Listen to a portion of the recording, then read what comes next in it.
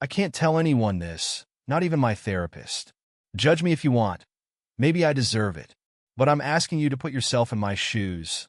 Not tell me what you think people should do, just what you would really do.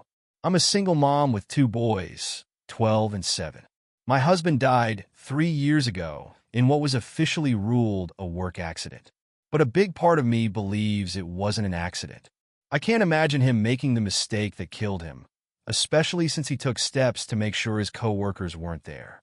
I'm convinced he killed himself, and I believe it was because of our younger son. No one will ever change my mind. When I was pregnant, we were told our son would have Down syndrome. We accepted that, prepared ourselves for it, even if it was severe. But it wasn't Down syndrome. Instead, he was born with a rare chromosomal deletion. I won't specify which one, but what matters is he will never be more than what he is now. And what he is nothing. He has no awareness. His eyes never move. He doesn't react to sounds, touch, or even pain. He requires total care. He's fed through a tube, on oxygen, in diapers, and will be for the rest of his life. He makes no sounds, no attempts to communicate. Not even as a baby did he cry. He's never made an attempt to interact with anyone or anything. He is simply here, existing. I'm not upset because I didn't get a perfect child. This isn't about having a child with disabilities. It's that what I got isn't a child at all. I didn't get a child. I don't love him. There is nothing there to love. He has no personality, no awareness. And yet, I am responsible for him. This fragile, broken shell of a human who suffers from constant infections, respiratory crises, and pressure sores despite every effort. His autonomic nervous system doesn't even function correctly.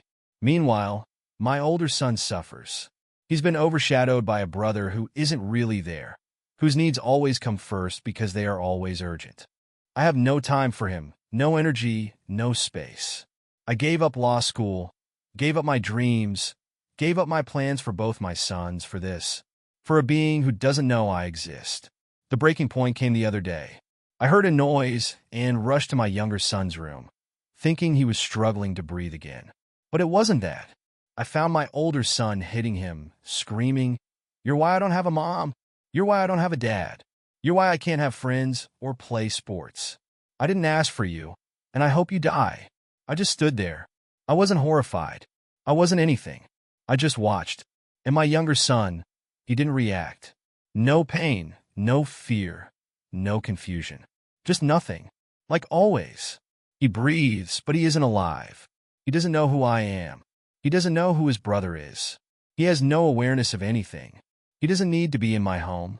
He doesn't care where he is. He doesn't care about anything because he can't.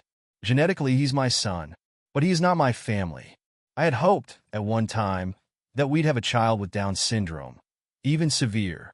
There's still someone in there, a child with needs, thoughts, feelings. A child you can love. But my son isn't a gift. He's a mistake, a tragic genetic mistake.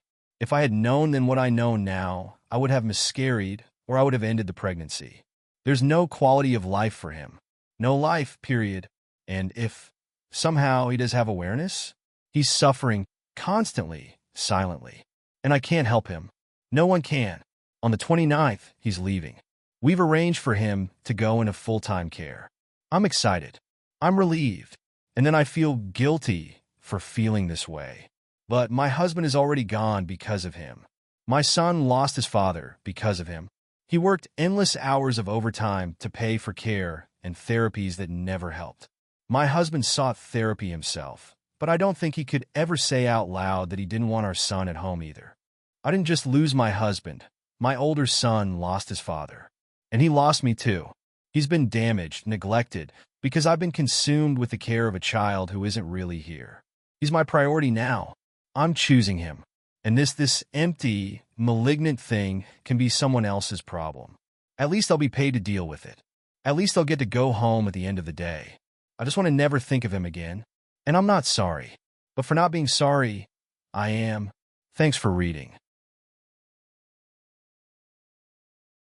I can't even begin to imagine the weight you've been carrying for so long. This situation feels impossibly heavy. There's no clear right choice when it comes to these kinds of circumstances. I feel like people don't often speak about the darker side of caregiving or what it really means to lose parts of yourself for someone who can't return anything, who can't even acknowledge the love, effort, and sacrifice that goes into their care. It's as if you've been expected to martyr your entire existence for this being that offers nothing back, and that is such a devastating, lonely place to be. The truth you're telling here is raw, and I commend you for it. No one prepares you for this kind of reality, the never-ending pressure, the constant sacrifice, and how it can fracture a family. It's so much more than people see from the outside. For your older son to feel like he has no parents, no life of his own, that alone would break anyone's heart. But the fact that you can barely focus on him because of the demands of your younger son's care, that's unimaginable. You're only human, and there are limits to what any one person can give. There's no shame in admitting when you've reached yours. I don't think you're giving up. I think you're finding a way to save what you have left of yourself and your family. You've given everything already, and no one should have to keep sacrificing until there's nothing left. You've been a mother to both your sons, but you've also been a human being drowning under a weight no one should have to carry alone. Letting him go isn't you abandoning him. It's finding a way to reclaim a part of your life and sanity. And that's okay. You deserve that. Your older son deserves that. Please don't feel guilty for wanting to live again, for wanting something for yourself. Sometimes doing what's best for everyone involved feels like the hardest, most heartbreaking choice. But it's still the right one. This post hit me in a way I wasn't expecting. It's brutally honest, and I think that's what makes it resonate so deeply. The level of isolation you must feel, the exhaustion, the guilt, the grief for both the life you've lost and the one you're living, it's palpable. You're not just mourning your husband or the life you could have had, but also this child who exists in a liminal space, alive but not living. It's an unbearable reality, one I wouldn't wish on anyone. What struck me most was your older son's reaction, and honestly, I don't blame him for how he feels. Children internalize so much more than we realize, and it's clear he's felt the impact of his brother's condition in ways that are profoundly damaging. He's lost his father, and in many ways, he's lost you too. Watching him lash out like that must have been gut-wrenching, but also, I understand why you didn't stop him. You've probably thought or felt some version of his words yourself, but could never bring yourself to say them. And here he was screaming the unspoken truth out loud. The fact that you even want to speak this truth here, in this space, says a lot about your strength, not your weakness. It says that you're trying to survive, that you've been trying, for years, to survive in a situation that no one should ever have to endure alone.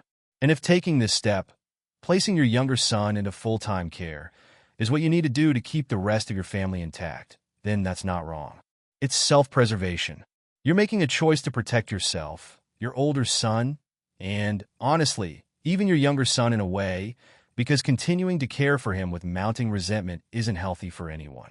Please know you're not alone. You're not a bad person for feeling relief. You're not a monster for wanting your life back. You've carried a weight that would have broken most people, and now you're making a choice to set it down. That doesn't make you weak. It makes you human. And sometimes, being human means knowing when it's time to let go. For what it's worth coming from a random stranger on the internet, you've lasted far longer than I ever could have. There's no manual, no blueprint for the kind of burden you've carried. But thank God there are places that exist to help you shoulder it, so you can finally breathe again. What you're doing might seem wrong to some people, but you're not just making a difficult choice. You're saving 3 lives in the process.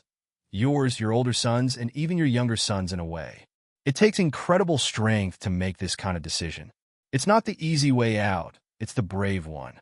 You're facing the truth of what's best for everyone involved, and that takes more courage than most people can comprehend. You could have chosen to walk away, to escape it all, but you didn't. You're still here, fighting to give your older son a future where he has a chance at happiness, and a mother who's present.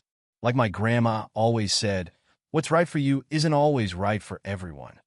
You're choosing what's right for your family, and that's what matters. I hope you find some peace in that. I'm so sorry you're in this situation. I can't even imagine what it's like.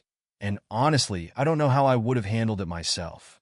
From a rational, perhaps even cynical perspective, you are three people, and from what you've described, the coexistence of all three of you only brings harm to two while making no difference to one. Placing your younger son in residential care is not abandoning him. It's a decision that might lead to a better life for both you and your older son, without affecting the one who can't understand or experience life, as you both do. Some may struggle to grasp that, but your life and your older son's life are just as valuable as your younger son's, and the care he needs doesn't always have to come from you. I hope, in time, you find a way to let go of the resentment. Not for his sake, but for yours and your older son's. Resentment doesn't serve you. It only eats away at the good that's left, and you deserve peace. You're not a bad person for feeling what you feel. You're human. But I hope someday you can find a space where this no longer holds you back, where you and your older son can start to heal.